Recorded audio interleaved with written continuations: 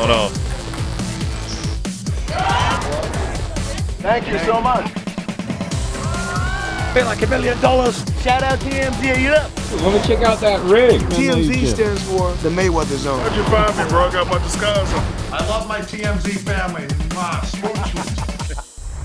Welcome to TMZ Sports. Babcock here. Just days after a betting scandal rocked the NBA, well, it's the UFC's turn now because there is a UFC fight and a UFC fighter, or maybe I should say former UFC fighter because he has since been cut, who is under an enormous amount of scrutiny, so much so that the literal FBI is actually investigating right now.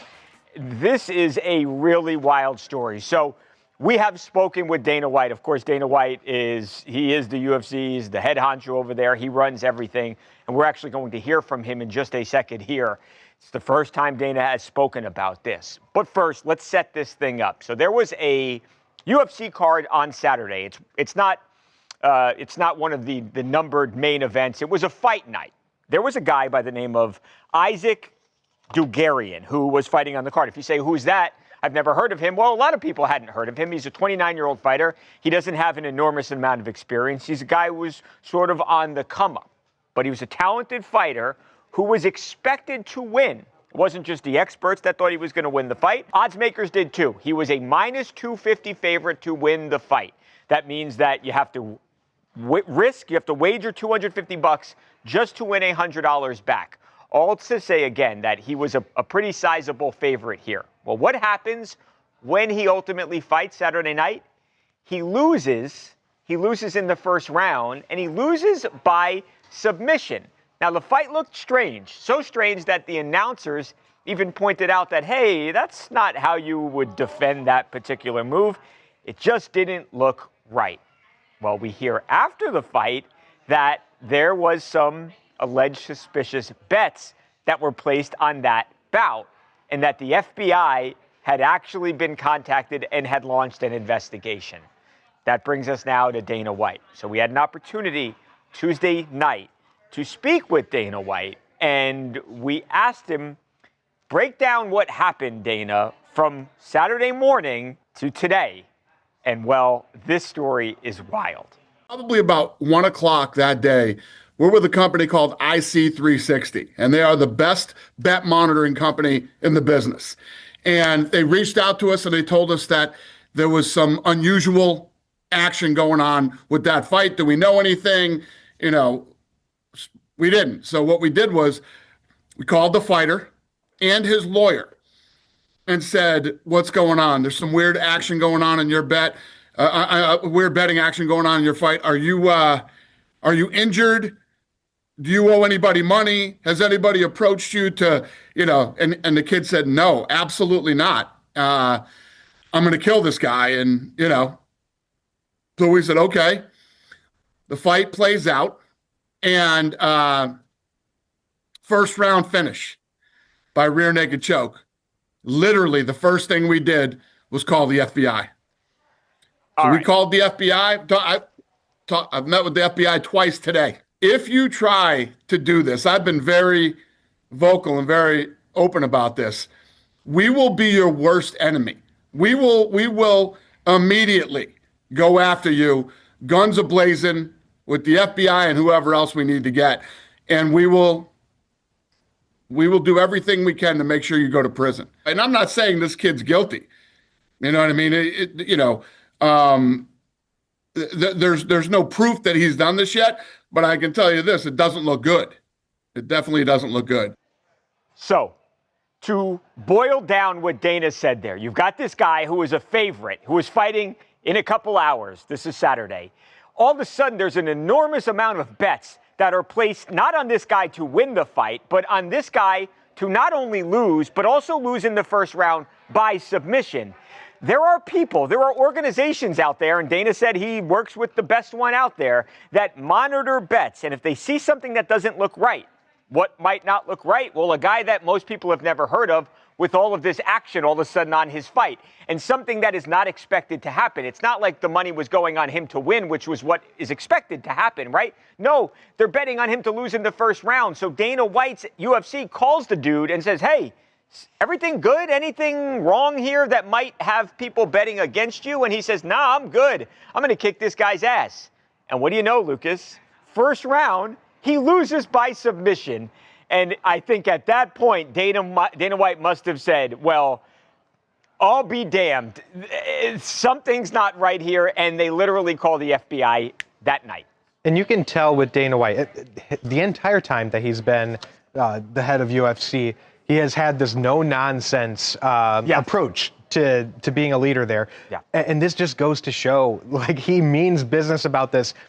If anyone is guilty here, I feel bad for them because they also have to face, the legal ramifications. But then they also have to answer to Dana White, which is almost just as terrifying because he calls the FBI right after. I mean, this is something that he wants to make sure that the UFC has a clean image and that no one ever questions what they're looking at inside the octagon.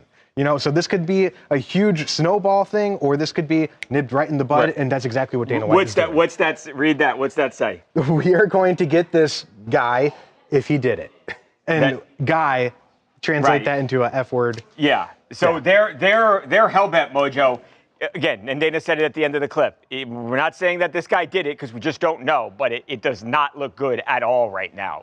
Very suspicious, to say the least. Yeah, well, let's talk about that part for a second. What is the possibility here that he wasn't involved? And this is an absolutely awful coincidence. I mean, it's certainly possible. It's definitely not likely, but it's possible. Who knows, man? If you got the freaking FBI calling you, you got Dana White calling you, you got this other company calling you, you've been training for this fight for a while, and then all of a sudden, these people are all in your head, and now it's not only about winning or losing. You go out there and you're like, if I get submitted in the first round, I'm going to jail for something that I had nothing to do with. There's a possibility that maybe messed up his head to the point where somehow he opened himself up for this, trying to protect against it, threw his game plan out the window, and a mistake happened. Is that likely? Absolutely not. What's the likelihood? The likelihood says that this guy is probably implicated, but we cannot say that for sure. His reaction after submitting was kind of interesting to me. I don't know if I just got submitted and embarrassed in the first round and I just get up and walk off like that. I don't know if that's going to be my reaction, especially with those phone calls that happened beforehand. Man, I might start panicking if that's me. Like, I'm doomed. I'm totally screwed. Career over. Might be going to prison. No chance I'm getting. I don't know. I don't think I'm getting up off the canvas like that. But at the end of the day, they are going to dig into this. They are likely to find out what happened. The timing is just awful. I don't know why you would go down this route and bet at a time when this is a very touchy issue and the NBA is already dealing with this. It's already out into the open. This is already headline news. So people are going to be more sensitive to this. The whole thing is just very, very, very unusual. And again, not looking good for old Isaac.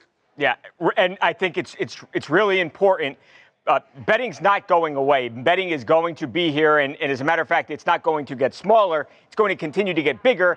We sit in a state right now that doesn't have legalized sports gambling. In California, it is going to come to all 50 states. You can bet on that. The money is too great. The tax money is too much. It's going to be everywhere before you know it. So the leagues need to find a way to get a handle on this, because if there's one thing that can kill a sports franchise, kill an MMA promotion, it's fans out there believing that fights are rigged. So the league's got to get this under control, but gambling's going to be here to stay. So I don't know what the answers are. I just know it's not a good thing. Dana told us, we didn't show you in the clip, but Dana told us that yesterday, on Tuesday, he had met with the FBI on 2 different occasions, and he had a phone conversation with Kash Patel, the FBI's director. So Dana White, the UFC, and the FBI taking this very seriously. There is a lot left to answer, a lot of questions left unanswered in this story. Stay tuned. Coming up on TMZ Sports, former NFL star turned podcast host Taylor Lewan tells us why he's expecting an invite to Travis Kelce and Taylor Swift's wedding. Stay with us.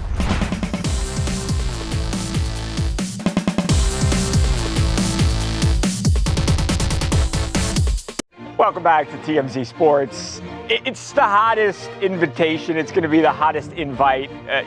Sports, entertainment, period. Travis Kelce and Taylor Swift's wedding. We obviously know that just a couple of months ago, they got engaged. It was,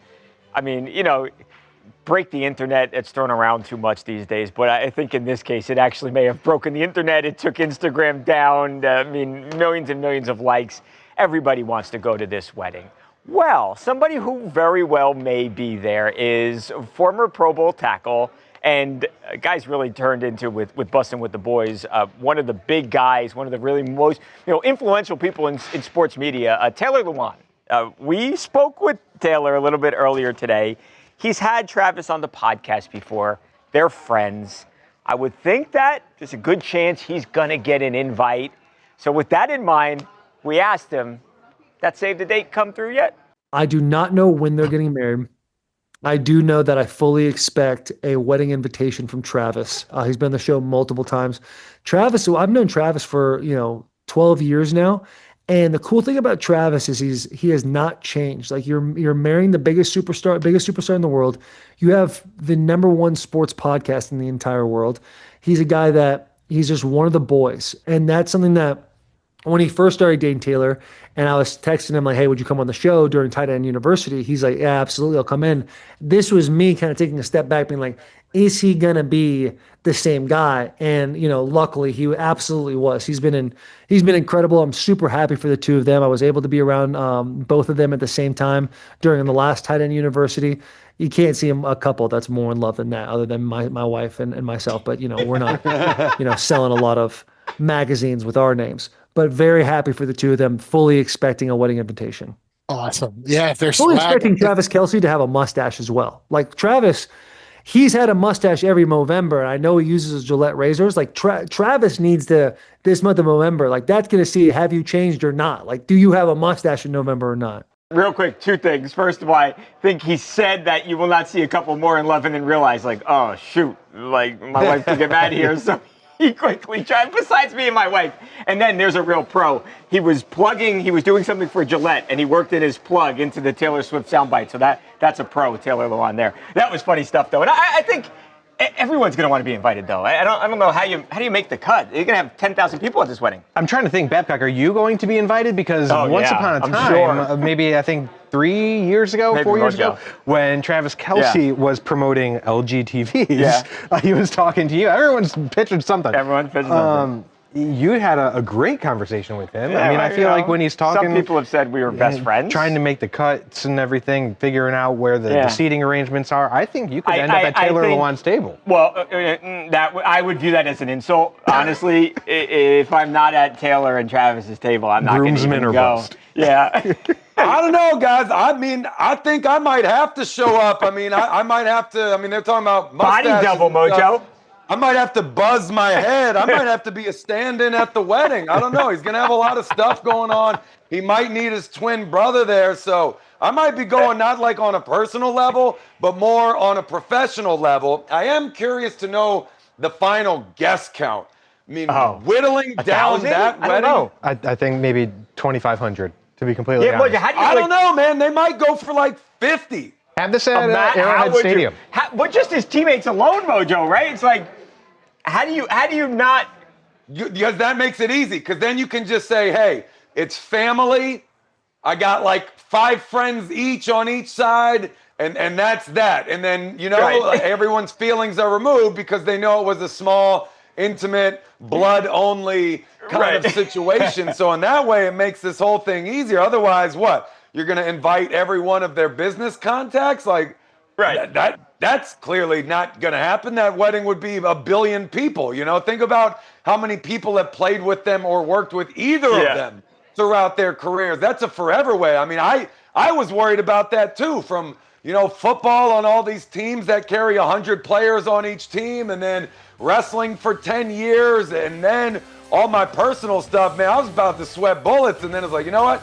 We're going to get married in Italy on 7 weeks' notice, and we're going to have 60, 70 people there, and that's it. Made the whole situation so easy. That's why Lucas didn't get an invite. Yeah. Up next, we catch up with Tim Tebow in New York City. The former Heisman winner says fatherhood has changed his life. When TMZ Sports returns right after this.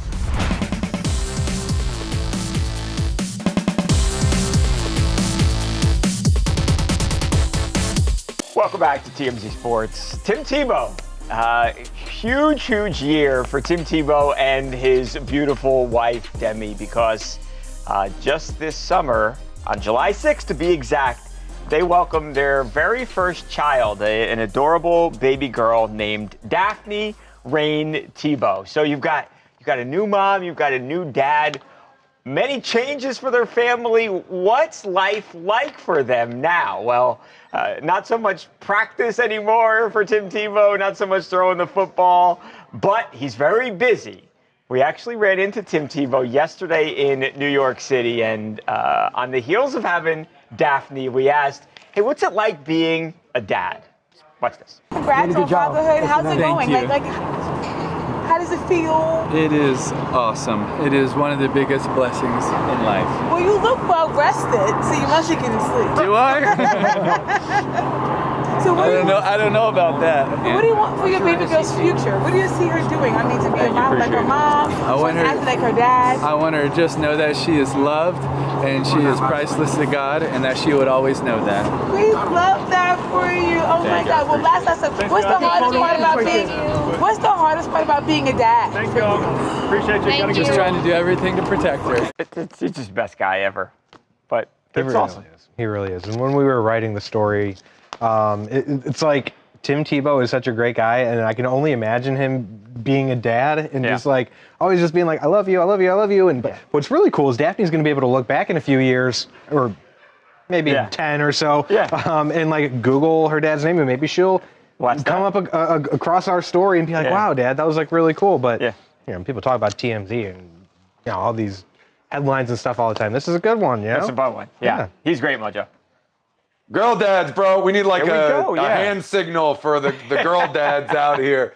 This is awesome. And that video is everything. The baby just passed out, mouth just wide open. My little Nova's coming up on, it'll be a year later on this month. And man, it goes fast. So a month later, he's going to be looking at this, you know, just laughing at how small she is right now. But yeah, you said it. I mean, everything changes. Sleep absolutely goes out the window. And I mean, this is Tim Tebow we're talking about here. It doesn't have like a normal work schedule, right? Like this dude is all over the place. He has his business and his partnerships. He has a lot of responsibilities. And then he's got to acclimate to being a new dad, and everything changes. But I mean, I got to feel like if there's one athlete out there that was just waiting for this moment, for this kind of wholesome family feel, I mean, it's got to be that guy, right? So he's been prepared for this one. It's all live. Glad it's finally happening for him. And yeah, who knows? Maybe little Daphne's going to watch that interview down the line. That's going to be a really cool thing for her. We know he can hit, and now we know Freddie Freeman can also dance. The Dodgers first baseman shows off an impressive worm when TMZ Sports returns right after this.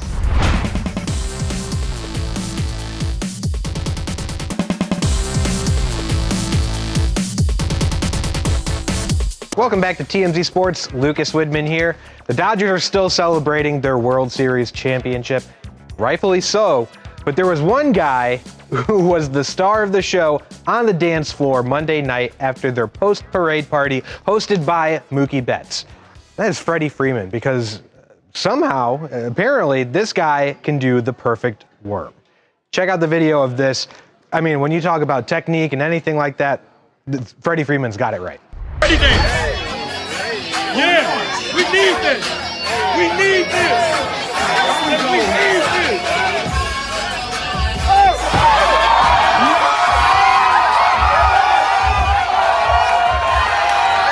things to dissect here, Mojo. Not only the worm executed to perfection, but then the mini twerk afterward. And this wasn't just the worm from Freddie. They like got into a time machine and did all the classic dances from over the years. They did the Crank That Soulja Boy. They did swag surfing. I mean, everyone had to have been just having the time of their lives Monday night. Obviously, you guys know how I felt about the Dodgers. Fantastic team. Obviously got the job done in thrilling fashion. Held it down for America over Canada, which made it even better. But absolutely lousy celebrations. The parade was, the party skills were just embarrassing to me. I was very disappointed. But Freddie putting the team on his back and delivering. I love it as an expert partier and performer. Let me break this one down for you. I love the change of gears. Everyone knows he's about to bust a move, but he didn't rush right into it. You know, he slow stepped it in the beginning, kind of primed the stage, got the vibe right, and then boom, just dove into the worm and hit it perfectly. If he would have been spazzing out before that, it would have stepped on the worm and it wouldn't have delivered as big. Great mobility by this man. I loved the finish in the straddle. Also, really good walking his hands back into the next move. We're continuing on the flow. Everything's building. The twerk was an absolute whiff, an absolute toot in the wind to me, if you're asking me. But overall, I'm not going to let that detract. That's why I'm going to give him an A-. The subpar twerk is the reason for the minus. Otherwise, this would have been an A+ in my book. But fantastic partying, Lucas. Oh, Mojo, how about on tomorrow's show, we put your worm and twerking skills to the test for our entire audience. Maybe you do it on the stream. Make sure you guys check that out as well. That's going to be it for today. I'm a lawyer.